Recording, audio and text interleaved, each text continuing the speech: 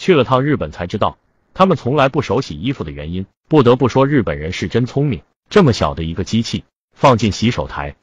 脏袜子分分钟就被洗干净；放进盆里，洗内衣也很不错；放进水池，脏的碗筷也能洗得非常干净。我也不想买啊，可是它真的便宜啊，产品很好，赠品也不错，一个就能满足一个家，真是后悔没有早点买。今天趁着厂家直销，我又多买了2个。不要再傻傻的手洗衣服了，不仅洗得不干净还伤手。而现在城里的有钱人都用上了这款高科技清洗机，超声震动，洗得干净又省电。底部自带吸盘，不管你是放进盆里